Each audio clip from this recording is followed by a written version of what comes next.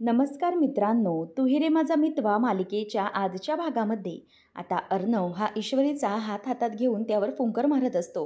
कारण ईश्वरीचा हात जरासा तव्यावर भाजलेला असतो. मग त्यावर ईश्वरी म्हणते की अर्णव सर, किती काळजी कराल. त्यावेळेला मग अर्णव म्हणतो की ईश्वरी, मला असंच तुला आयुष्यभर जपायचं आहे, तुझी अशीच आयुष्यभर मला काळजी घ्यायची आहे. असं म्हटल्याबरोबर ईश्वरी त्याच्याकडे बघायलाच लागते. आणि त्यानंतर ईश्वरी त्याला विचारते की म्हणजे. तेव्हा मग अर्णव म्हणतो की म्हणजे मी कित्येक दिवसापासून तुला सांगण्याचा प्रयत्न करणार होतो. तेव्हा ईश्वरी त्याला विचारते की काय झालं अर्णव सर. तेव्हा अर्णव म्हणतो की मिस इंदोर, मला तुला हे विचारायचं आहे की तू लग्न करशील का माझ्याशी. असं विचारल्यावर अर्णव आता ईश्वरीकडे बघतो की तिचं उत्तर नेमकं काय येईल. आणि ईश्वरी अर्णवकडे बघतच राहिलेली असते. अचानक अर्णवने हे विचारल्यामुळे ईश्वरीचाही गोंधळ उडालेला असतो की नेमकं काय बोलावं.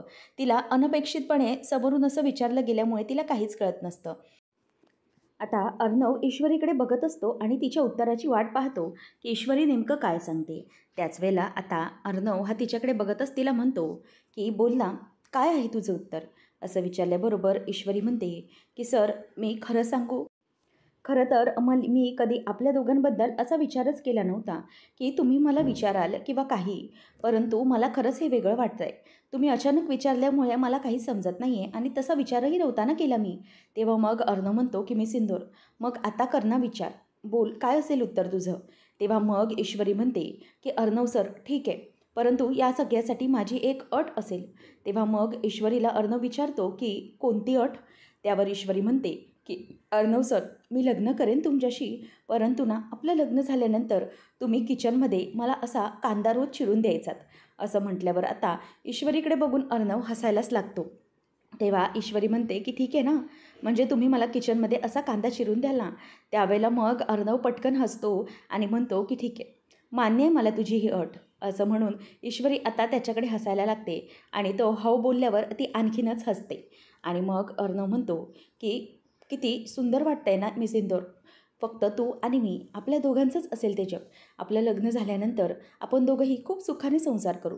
आपलं घरही असं खूप सुंदर छान असं सजवलेलं असेल आपल्या दोघांच्या आवडीनुसार. आणि त्यानंतर मग तुला माहिती आहे, ज्यावेळेला मी ऑफिसला सुट्टी घेईन ना, त्यावेळेला नक्कीच तुला असा जो काही मी कांदा आत्ता चिरून दिला आहे ना, तसाच कांदा मी तुला नक्की चिरून देईन जेव्हा मी ऑफिसमधून घरी असेन. तेव्हा असं म्हटल्यावर ईश्वरी त्याच्याकडे बघून हसायला लागते. मग नंतर तो म्हणतो की मिस इंदोर, आणखी एक गोष्ट ती म्हणजे असाच मी तुला कांदा चिरून दिला ना की तू मला छान असं स्वयंपाक करून द्यायचा. मग आपण त्यानंतर काय करायचं, तर एका ताटामध्ये दोघांनी जेवायचं. एक घास मी तुला भरवीन, एक घास तू मला भरवायचास. असं अर्णव आता ईश्वरी बरोबर सगळी स्वप्न रंगवायला सुरुवात करतो. ईश्वरी असं ऐकल्यानंतर गालातल्या घालातच हसत असते आणि अगदी खाली मान घालून बघतच असते. अर्णवच्या प्रश्नाला काय उत्तर द्यावं ना, तिला काहीही सुचत नसतं आणि ती सारखी लाजत असते. तो म्हणतो की मिस इंदोर, अगदी परफेक्ट असेल आपलं जग. फक्त तू आणि मी आणि आपण दोघं आणि आपला दोघांचाही सुखाचा असा संसार. असं म्हणून आता ईश्वरीला म्हणतो की चालेल ना तुला हे सगळं. कसं वाटतंय तुला हे सगळं. चालेल ना, तू मला एक घास भरव, मी तुला एक घास भरवेन. असं म्हणून सुखाने आपण दोघं संसार करू. असं म्हटल्यावर आता ईश्वरी ही त्याच्याकडे बघतच राहते. आणि मग ईश्वरीकडे तो हसत बघायला लागतो आणि ईश्वरी म्हणते की तुम्ही पण ना अर्णव सर.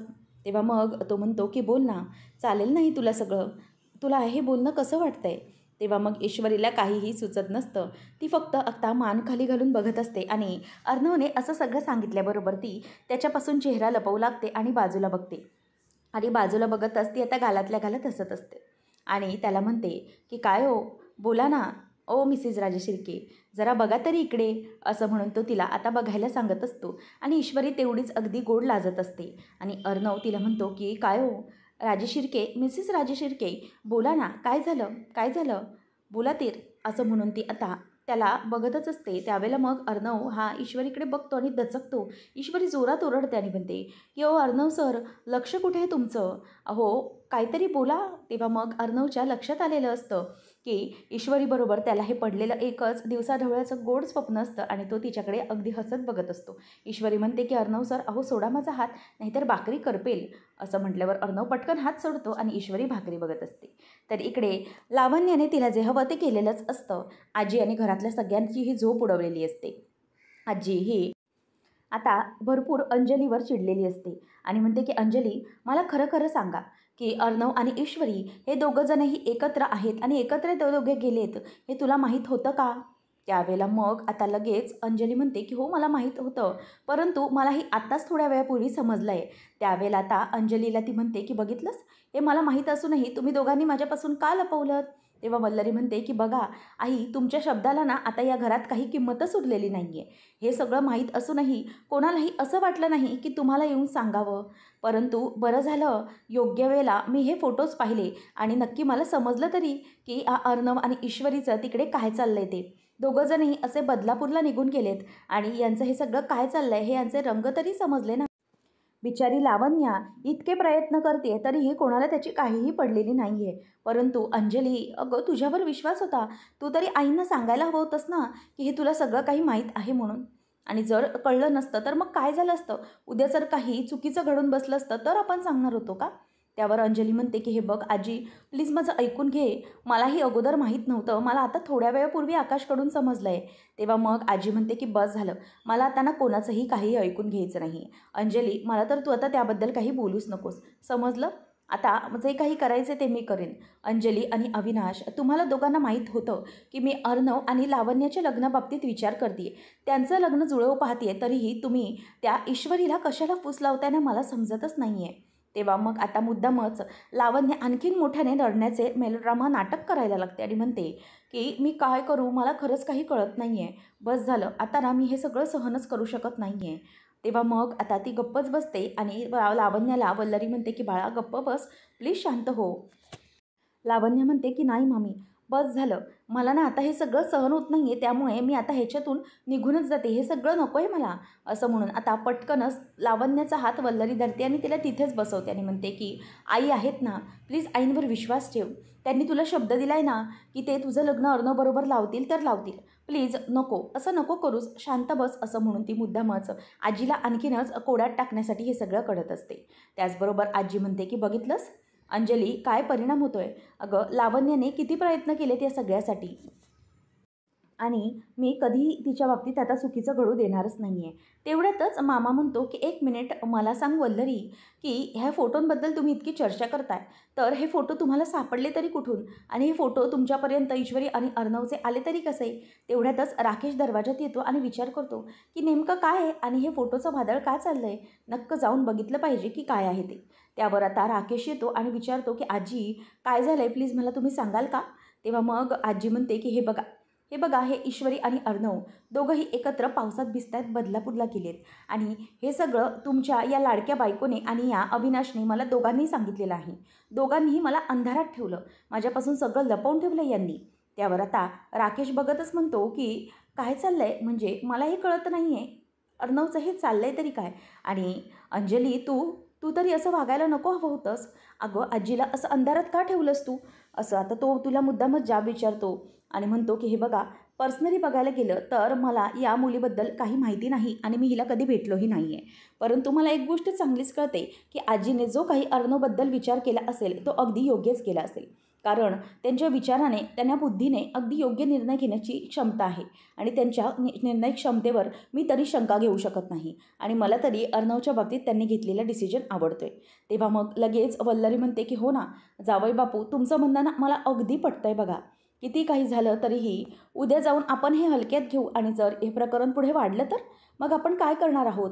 त्यावर आता लगेच अविनाश चिडतो आणि म्हणतो की हे बघ वल्लरी, तू उगीच कुठला विषय कुठे घेऊन जाऊ नको. इतकं काही प्रकरण वगैरे वाढणार नाही आहे आणि इतकं काहीही झालेलं नाही आहे. त्यामुळे ना तू उगीचच काही विषय कुठेही भरकटवत नेऊ नको, समजलं?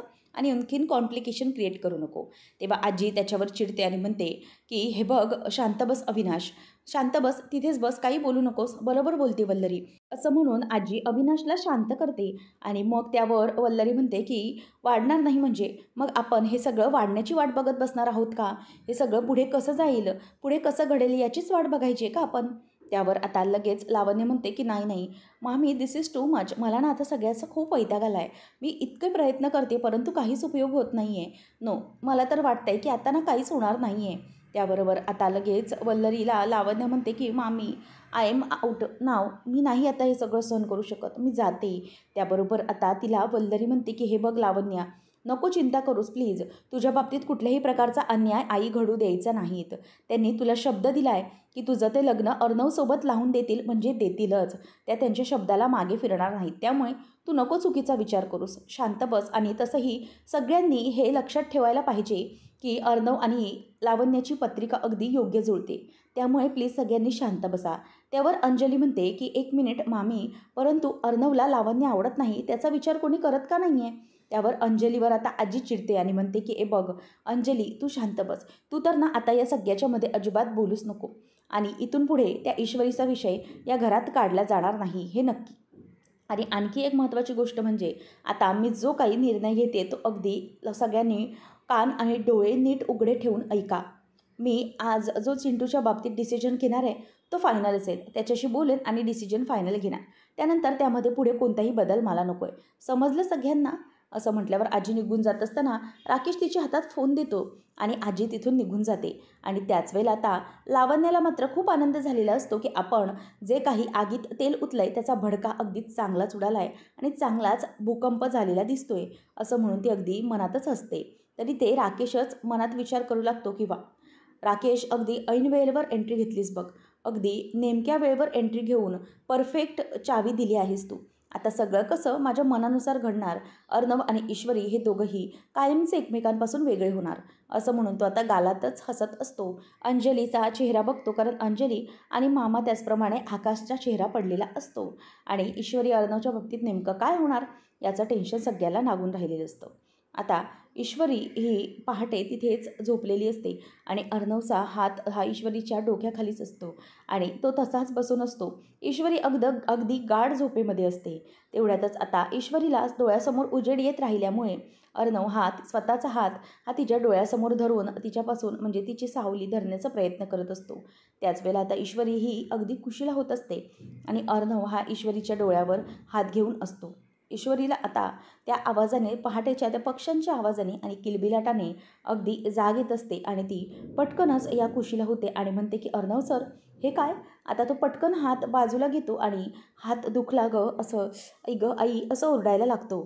त्यावेळेला मग ईश्वरी म्हणते की काय झालं अर्णव सर, म्हणजे तुम्ही रात्रभर हा असाच हात घेऊन उशाला घेऊन इथे होतात का माझ्या इथे? तेव्हा मग अर्णव म्हणतो की हो, काय करणार मग मिस इंदोर, असाच होतो मी. तेव्हा ईश्वरी म्हणते की झालं झालं तुमचं सुरू झालं सकाळी सकाळी. तेव्हा मग अर्णव म्हणतो की मिस इंदोर, नेमकं कशाबद्दल बोलतेस तू, काय सुरू झालं आहे माझं? तेव्हा ईश्वरी म्हणते की झालं, पहाटे पहाटे तुमची टोमणे मारण्याची सुरुवात सुरू झाली असंच समजायचं. तेव्हा तो म्हणतो की अगं मिस इंदोर, टोमणे कुठे? तेव्हा ईश्वरी म्हणते की सर, पहाट झालेली आहे, आपल्याला ना आता निघायला हवं आहे. इथे जास्त वेळ थांबून चालणार नाही. आपल्या घरचेही काळजी करत असतील, त्यामुळे आपण लवकर निघूया, बाहेर पडूया. कोणाची तरी दिवसाची आता मदत नक्कीच मिळेल आणि लवकर निघालो तर आपण लवकर घरी पोहोचू असं ईश्वरी त्याला सांगते. त्याच वेळेला तिथे आता अर्णव हो असं तिला म्हणतो आणि अर्णवचा मित्र अरविंद हा विचारत विचारत आजीजवळ येतो आणि म्हणतो की आजी, मला जरा सांगा की इथे ही जिथे गाडी आहे या गाडीचे कोणी तुमच्याजवळ आले का, किंवा ही गाडी कोणाची हे तुम्हाला माहिती आहे का? तेव्हा आजी म्हणते की नाही रे बाबा, मला माहिती. तेवढ्यात आता ईश्वरी म्हणते की अरविंद, म्हणजे अरविंदचा आवाज येतोय बघा ना. तेव्हा दोघंही बाहेर येतात. तेव्हा अर्णवला बघून अरविंद म्हणतो की थँक गॉड, फायनली तू इथे सापडलास. अरे तुला काय माहिती, सकाळी सकाळी पहाटेच मी घराच्या बाहेर पडलो आहे. मी आणि आकाश तुला खूप शोधण्याचा प्रयत्न करतो आहे. आमचे सतत कॉन्टॅक्ट सुरू आहेत आणि इथे बदलापूरला मला हे सगळं माहिती आहे. म्हणून मी इथे येऊन चौकशी केली तर इथे तुझी गाडी बंद पडलेली दिसली आणि म्हणूनच मी इथपर्यंत गाडीच्या साहाय्याने पोचलो आहे. अर्णव म्हणतो की थँक गॉड तू इथे पोचलास, आता तुझी मदतच होईल मला. त्याबरोबर अरविंद म्हणतो की अरे हो, सगळेजण खरंच काळजी करतायत. त्यावर आता लगेच अरविंद म्हणतो की मला घरी कळवलं पाहिजे आकाशला वगैरे की तू सापडलायस म्हणून, सगळे अगदी काळजी करतात. ईश्वरी म्हणते की मला पण माझ्या घरी म्हणजे कळवलं पाहिजे. तेव्हा अर्णव म्हणतो की एक काम कर मिस इंदोर, तू अरविंदच्या फोनवरून फोन लाव, त्याच्या घरी काय ते बोलून घे की आम्ही पोहोचतो आहे, त्यावेळेला मी फ्रेश होऊनच येतो असं म्हणून तो जातो. आता अरविंद ईश्वरीला फोन देतो आणि ईश्वरी बाजूला येते आणि नमूला ती आता कॉल लावणार असते आणि नम्रता बाहेरच असते. ती म्हणते की इशू, अगं कुठे आहेस तू, आणि काय आहे तुझं, कालपासून काहीच फोन नाही आहे मला. तेव्हा ती म्हणते की हो ताई, माझं ऐक. अगं मी आणि अर्णव सर दोघंजणही बदलापूरला जाण्यासाठी निघालो आणि इथे भरपूर पाऊस होता गं आणि एके ठिकाणी ना आमची गाडीच बंद पडली आणि गाडी बंद पडल्यामुळे एके ठिकाणी आम्हाला राहावं लागलं. किती काय काय झालं तुला काय सांगणार. तेव्हा ती म्हणते की हे बघ नमुताई, मी तुला घरी येते आणि सगळं काही घरी नीट समजावून सांगते. हा ना मोबाईल नंबर आहे ना तो अरविंद सरांचा म्हणजेच अर्णव सरांच्या मित्राचा आहे. त्यामुळे त्यांना कोणाचा तरी कॉल येतोय. आपण नंतर बोलूया. नाहीतर एक काम करते ना, मी घरी पोहोचूनच तुला लगेच सगळं सांगते. तेव्हा मग ती म्हणते की इशू अगं पण तेव्हा नम्रताला ईश्वरी सांगते की हो ताई, अगं मी घरी आल्यावर तुझ्याशी बोलेन ना हवं तर. आणि आईला सांग माझी काळजी करू नकोस. मी अगदी सुखरूप आहे. फक्त मी लवकरात लवकर तिकडे पोहोचते असा निरोप तिच्यापर्यंत दे, असं ती आता सांगते आणि ईश्वरी फोनच कट करून टाकते. त्याचबरोबर आता नम्रता म्हणायला लागते की खरंच या मुलीचं ना काही कळत नाही. का अशी वागते ही? नंतर संजय आता खूप संतापलेला असतो. तो म्हणतो की नाही, बस झालं आता, हे सगळं काय सुरू आहे. म्हणजे ईश्वरी आता काल संध्याकाळी येणार, रात्री उशीर होईल यायला, रात्र उशीर होईल म्हणत म्हणत आता पूर्ण दिवस उजाडलेला आहे. अजून कुठे आहे ईश्वरी, काहीच पत्ता नाही आहे. त्याबरोबर आता लगेच सुप्रिया म्हणते की खरंच मलाही ना कळत नाही आहे. म्हणजे अर्णव तिच्यासोबत आहे म्हणून काही काळजीचं कारण नाही आहे. तेव्हा मग संजय वैतागत म्हणतो की तो अर्णवसोबत आहे, यामुळे आपण मुलाला किती वेळ आपल्या मुलीला बाहेर ठेवायची आहे आणि मुलगी आहे ती, हे तुला कळत नाही आहे का सुप्रिया? अगं तो अर्णव कितीही चांगला असला तरीही काही वेळ सांगून येते का की काय घडलं असेल काही नाही. त्यांना एखादा फोन करता येत नाही का? अगं राकेशजी पण त्यांना शोधायला गेलेच होते. जर रस्त्यात कुठेतरी ते अडकले असते तर राकेशजींना दिसले असते ना. अगं ते राकेशजी दर एक एक तासाला मला फोन करून अपडेट देत होते की ते कुठे सापडत नाही आहे. आणि हे ईश्वरी आणि अर्णव दोघांना एकही कुठून फोन करता आला नाही आपल्याला. की इतका जर चांगला मुलगा असेल, त्याला कळत नाही की आपण एखाद्या मुलीला आपल्यासोबत घेऊन गेलो आहे म्हणजे तिला वेळेवर इथे आणून पोचवायची आहे. इतकं साधं कळत नाही का त्याला? किंवा फोन तरी करायचा की तिच्या घरच्यांना घोर लागला असेल म्हणून. हे बघ, तो अर्णव असेल कदाचित चांगला, परंतु मला काही माहीत नाही. मला इतकंच कळतं आहे की आपण आपल्या मुलीच्या लग्नाचं सध्या बघतो आहे आणि मुलीच्या लग्नाचं बघत असताना जर हे असं काही मध्येच घडलं आणि ते लोकांपर्यंत समजलं तर त्याची चर्चा होईल आणि त्याचा विषय आणि त्याचा परिणाम हा आपल्या ईश्वरीच्या लग्न जमवण्यावरती होऊ शकतो. तुला समजतं आहे ना ते सगळं, का मी वेगळं सांगण्याची गरज आहे? तेव्हा सुप्रिया म्हणते की हो, तुमचा मुद्दा मला अगदी पटतोय, परंतु तुम्ही नका काळजी करू. मला इतकंच म्हणायचं आहे की अर्णव आहे तिच्यासोबत, तो सगळं काही व्यवस्थित हँडल करेन आणि मी तुम्हाला खात्री देते, मी ओळखते ना त्या मुलाला, त्यामुळे त्याच्याबद्दल कुठलाही चुकीचा विचार करणं हे अगदी गरजेचंच नाही आहे. तेव्हा मग ते म्हणतात की ठीक आहे, मी त्या अर्णवला भेटलो नसेन म्हणून मला असं कदाचित वाटतं आहे, पण मला मला मुलीची चिंता वाटते, ते वाटणं साहजिक आहे ना, मी बाप आहे तिचा. तेव्हा सुप्रिया म्हणते की हो, मला तुमचं समजतं आहे. मग ते म्हणतात आपण एक काम करूया, आपण आता पोलीस स्टेशनमध्ये कंप्लेंट करूया, असं त्यांचं ठरतं. ईश्वरी आता आजीला म्हणते की आजी चला निघतो हा आता आम्ही. आणि मग आता आजीकडे येऊन ती तिला पाया पडते. तेव्हा आजी म्हणते की सुखी राहा पोरी आणि कधीतरी येत जावा. मग ईश्वरी म्हणते की हो आजी, तुम्ही ना तुमची काळजी घ्या, आम्ही आता निघतो. खरंच तुम्ही खूप मदत केलीत, काल तुम्ही आसरा दिलात म्हणून आम्ही व्यवस्थित राहिलो. तेव्हा मग आजी म्हणते की अगं गप्प बसतेस का? अगं आपल्या माणसांचं कोणी आभार मानत असतं काय गं? असं म्हणून ती आता तिला जवळ घेत असते. आणि नंतर अर्णव हा आजीला म्हणतो की आजी, हे घे पैसे, आम्ही निघतो. तेव्हा मग ती पैसे घेत नसते आणि म्हणते की काय रं, पैशांचा माज कोणाला दाखवतो? तू या पोरीच्याकडं कामाला आहेस ना व, ये इकडे ये, असं म्हणून ती तिला पापी घेते आणि लवकर आणि सावकाश जावा असं म्हणते. नंतर आता ईश्वरी खाली उतरते आणि अरविंद म्हणतो, हे बघ अर्णव, तुझी गाडी बंद पडली आहे आणि तू माझ्या गाडीची चावी घे, तुम्ही दोघं पुढे व्हा आणि तुझी गाडी रिपेअर करून मी नंतर आणतो, ओके? तेव्हा अर्णव म्हणतो ग्रेट.